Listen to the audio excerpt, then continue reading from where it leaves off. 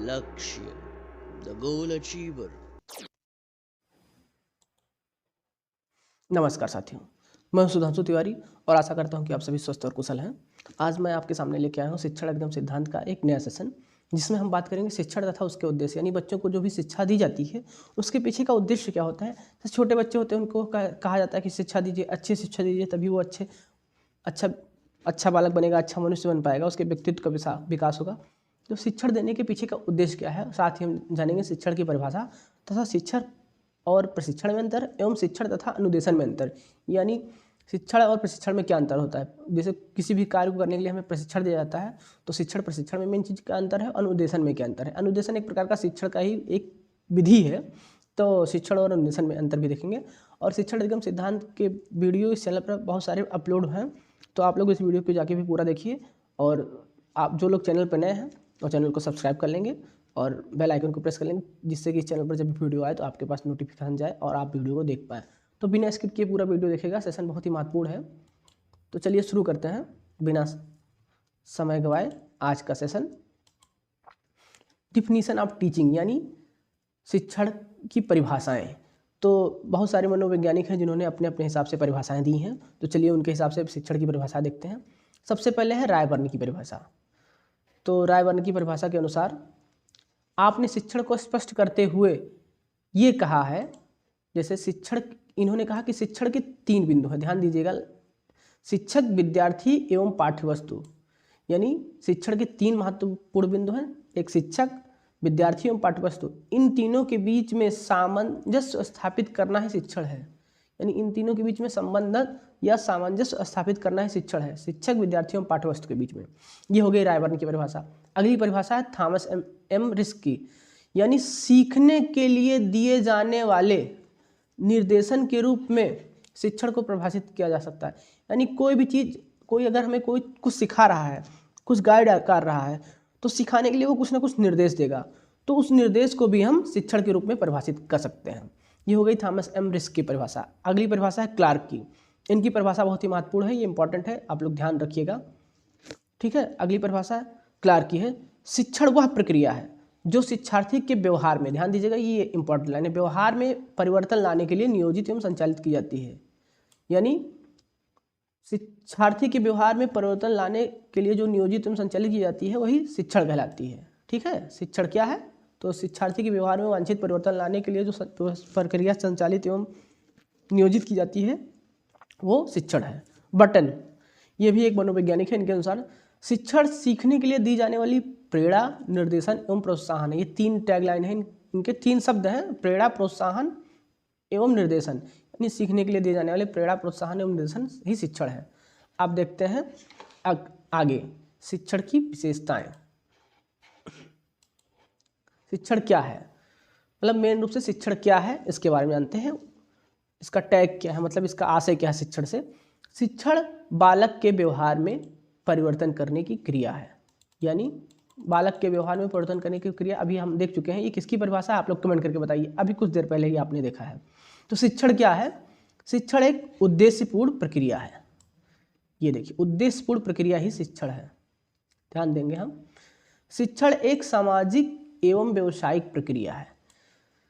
इसका क्या मतलब है, जैसे शिक्षण से हम, जैसे किसी बच्चे को शिक्षा दी जाती है तो अपने आसपास के समाज में उसके अनुसार तालमेल बिठा पाएगा, उसमें सामंजस्य बिठा पाएगा। और व्यवसायिक प्रक्रिया भी है।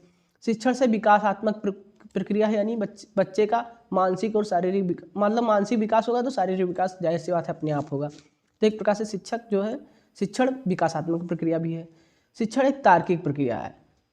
तार्किक प्रक्रिया से मतलब है बच्चे के अंदर ये विकास होगा कि कोई भी चीज़ है तो क्यों है, कैसे है, तर्क शक्ति की भावना जागृत होगी उसके अंदर, चिंतन मनन कर सकेगा स्वयं तो स्वयं। अब देखिए, शिक्षण फेस टू फेस प्रक्रिया है, ये बहुत ही महत्वपूर्ण है और इसको आप लोग जानते होंगे। जैसे कक्षा में कोई भी जब शिक्षण का कार्य किया जाता है तो उसमें बच्चे और अध्यापक आमने सामने होते हैं, तो शिक्षण फेस टू फेस प्रक्रिया है।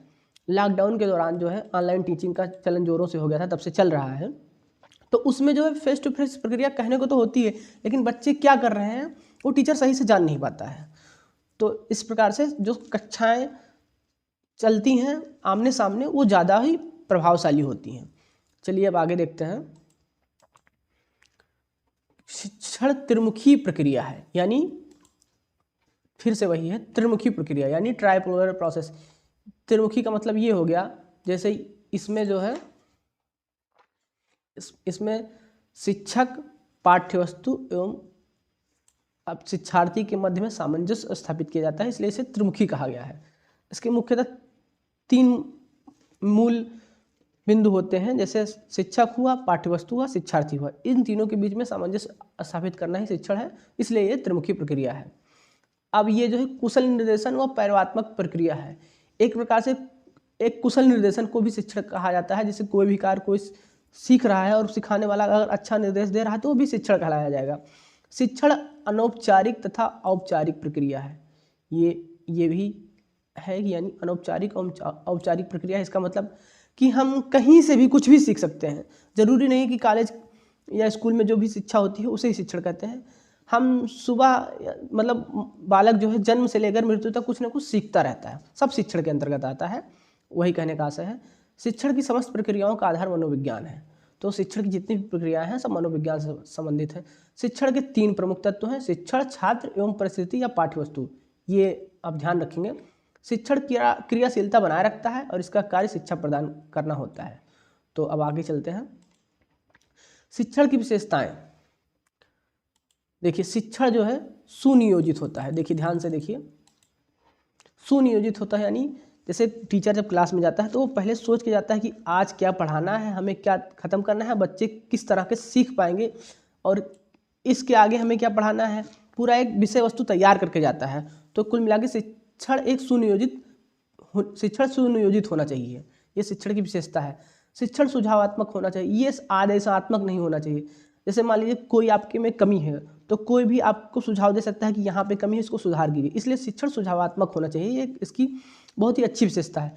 शिक्षण दया एवं सहानुभूतिपूर्ण होना चाहिए, यानी कि जैसे कोई चीज़ है आदेशात्मक नहीं होना चाहिए, ज़बरदस्ती किसी को ऊपर थोपना नहीं चाहिए। अगर कोई भी बच्चा है मान लीजिए उसके पास कुछ नहीं है, ठीक है, तो दया का भाव होना चाहिए, उसके लिए उस चीज़ की व्यवस्था करनी चाहिए। और मान लीजिए कोई दुख या पीड़ा की घड़ी है तो उसमें उसके साथ सहानुभूति होना चाहिए। इससे बच्चों के अंदर जो है आत्मविश्वास का भाव पैदा होता है और वो सीखने में ध्यान देता है। अच्छा शिक्षण प्रेरणादायक होता है, यानी उससे कुछ ना कुछ हमें प्रेरणा जरूर मिलती है।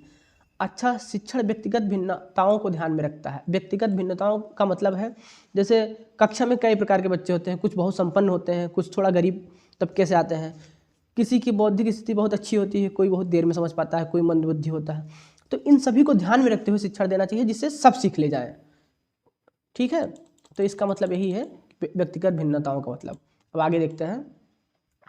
शिक्षण प्रगतिशील होना चाहिए। प्रगतिशील होना चाहिए यानी निरंतर हमें कुछ ना कुछ सीखते रहना चाहिए। शिक्षण जो है निर्देशात्मक होना चाहिए, यानी आदेशात्मक ना होकर के निर्देशात्मक होना चाहिए, जिससे कि बच्चे अगर निर्देशात्मक होगा तो बच्चे बहुत ध्यान से करेंगे और जल्दी सीखेंगे। आदेशात्मक होता है तो उसमें एक तरीके से अपना काम जो है करके निकल जाते हैं टीचर, लेकिन निर्देशात्मक होने से बच्चे लगाव से पढ़ते हैं। शिक्षण जो है निदानात्मक एवं उपचारात्मक होना चाहिए। इसका मतलब है कि अगर कोई भी समस्या आती है तो बच्चे उसका उपचार खुद ही ढूंढ ले जाएं। प्रगतिशील होता है एवं सहयोग की भावना होती है, यानी शिक्षण जो है इससे सहयोग की भावना पनपती है बच्चों के अंदर। बालकों में आत्मविश्वास पैदा होता है। शिक्षण जो है प्रजातंत्रीय होना चाहिए, यानी इस पे जो है प्रजा का राजतंत्र होना चाहिए, किसी एक का राजतंत्र नहीं होना चाहिए, नहीं तो फिर शिक्षण व्यवस्था बहुत ही बुरी तरीके से बेकार हो जाएगी। आगे देखते हैं शिक्षण के उद्देश्य। अब हमारा सेशन का जो है मूल रूप आ गया। शिक्षण के उद्देश्यों को 2 भाग में बांटा गया है। एक होता है सामान्य उद्देश्य एवं विशिष्ट उद्देश्य, तो यानी ऑब्जेक्टिव ऑफ टीचिंग को 2 पार्ट में डिवाइड किया गया है। एक है जनरल ऑब्जेक्टिव, एक है जो है विशिष्ट उद्देश्य या ना स्पेशल ऑब्जेक्टिव। तो सबसे पहले हम सामान्य उद्देश्य की बात करेंगे। शिक्षण के वे उद्देश्य जो अत्यधिक व्यापक तथा सामान्य प्रकृति के होते हैं। ध्यान दीजिएगा, अत्यधिक व्यापक तथा सामान्य प्रकृति के होते हैं, ये वाली लाइन आपको ध्यान देना है। जिनकी प्राप्ति के संबंध में कोई स्पष्ट या अस्पष्ट कथन नहीं दिया होता है और कठिन कार्य या निष्कर्ष निकालना होता है। इनका निष्कर्ष निकालना अत्यधिक कठिन कार्य है, यहाँ पे टाइपिंग मिस्टेक है थोड़ा। तो इसका आशय यह है शिक्षण के वो उद्देश्य जो अत्यधिक व्यापक तथा सामान्य प्रकृति के होते हैं तथा जिनकी प्राप्ति के संबंध में कोई स्पष्ट निष्कर्ष निकालना बहुत ही कठिन होता है, सामान्य उद्देश्य कहलाते हैं। तो उम्मीद करते हैं आपको सामान्य उद्देश्य के बारे में पता चल गया होगा। आगे देखते हैं विशिष्ट उद्देश्य। वे उद्देश्य जिनकी प्राप्ति कक्षा शिक्षण अथवा शैक्षिक कार्यक्रमों के द्वारा तात्कालिक रूप से प्राप्त किया जा सकता है। विशिष्ट उद्देश्य वे उद्देश्य हैं जिन्हें कक्षा शिक्षण अथवा शैक्षिक कार्यक्रमों के द्वारा तात्कालिक रूप से प्राप्त किया जा सकता है, उन्हें विशिष्ट उद्देश्य या प्राप्त उद्देश्य कहते हैं। ये सामान्यतः छात्रों के व्यवहार में होने वाले परिवर्तन हैं जिन्हें अधिगम क्रियाओं द्वारा छात्रों में लाने की अपेक्षा की जाती है। यानी एक सामान्य उद्देश्य हो गया, एक विशिष्ट उद्देश्य हो गया। सामान्य उद्देश्य वे उद्देश्य हैं जिनके बारे में स्पष्ट कोई निर्णय आप नहीं ले सकते हैं, यानी तत्काल उसके परिणाम आपको नहीं दिखाई देंगे। और विशिष्ट उद्देश्य में आप जैसे कक्षा शिक्षण है जो होता है, कक्षा शिक्षण होता है या शैक्षिक कार्यक्रमों के द्वारा तात्कालिक रूप से आप विशिष्ट उद्देश्य प्राप्त कर सकते हैं। अब जैसे विशिष्ट उद्देश्य का उदाहरण है कक्षा शिक्षण। सन 1950 में B.S. ब्लूम ने अपनी प्रसिद्ध पुस्तक taxonomy of objective compared by Bloom and his colleagues में शैक्षिक उद्देश्यों का वर्णन प्रस्तुत किया है। तो 1956 में जो है B.S. ब्लूम ने अपनी प्रसिद्ध पुस्तक टैक्सोनॉमी ऑफ ऑब्जेक्टिव प्रकाशित की थी, जो कि ब्लूम और उनके साथियों के सहयोगियों के द्वारा प्रकाशित हुई थी। इसमें इन्होंने शैक्षिक विशिष्ट उद्देश्यों को 3 भागों में विभाजित किया है। एक है संज्ञानात्मक क्षेत्र, दूसरा है भावात्मक क्षेत्र, तीसरा है मनोक्रियात्मक क्षेत्र। तो आगे देखते हैं। अब है शिक्षण तथा प्रशिक्षण में अंतर। तो ध्यान देंगे शिक्षण और प्रशिक्षण में क्या अंतर है। तो इधर देखिए शिक्षण, लेफ्ट साइड में आपका शिक्षण है, राइट साइड में आपका प्रशिक्षण है। शिक्षण एक व्यापक संप्रत है, ठीक है, ध्यान दीजिएगा। शिक्षण एक व्यापक संप्रत है, प्रशिक्षण एक विधि मात्र है। यानी प्रशिक्षण जो है शिक्षण की ही एक विधि मात्र है, ठीक है। शिक्षण का उद्देश्य ज्ञानात्मक, भावात्मक एवं क्रियात्मक तीनों होता है, ठीक है। और वहीं प्रशिक्षण केवल क्रियात्मक होता है, उसे करके ही सिखाया जा सकता है। शिक्षण का क्षेत्र बहुत ही व्यापक होता है और जो प्रशिक्षण होता है उसमें खाली क्रियात्मक पहलू होते हैं, उसमें आपको करके दिखाया जाता है और आप करना ही सीख पाते हैं। शिक्षण में बुद्धि और क्रिया दोनों से संबंध रहता है और यह विचार परक होता है। प्रशिक्षण केवल क्रिया परक होता है। अच्छे शिक्षण के परिणाम प्रभावशाली शिक्षण होता है और प्रशिक्षण की पहचान कार्य को अधिक कुशलता से करना होता है। जैसे आप प्रशिक्षण आपका बहुत अच्छा हो गया तो आप किसी कार्य जिसके लिए आपको प्रशिक्षण दिया जा रहा है उसको आप बहुत अधिक कुशलता से कर पाते हैं। और जो है अच्छा शिक्षण यानी आप प्रभावशाली शिक्षक बन सकते हैं अगर अच्छा शिक्षण हुआ आपका। तो आगे देखते हैं अनुदेशन यानी इंस्ट्रक्शन। जब किसी चीज कोई निर्देश देता है उसे ही अनुदेशन कहते हैं। अनुदेशन वह है जिसमें सिखाने वाला सीखने वाले को तथ्यों का ज्ञान सीधे कराता है और सीखने वाला उसे बिना तर्क स्वीकार करता है। यानी कोई जैसे पहले की जो शिक्षा होती थी, जब शिक्षक केंद्रित शिक्षा होती थी तो इसी प्रकार की शिक्षा होती थी अनुदेशन के हिसाब से।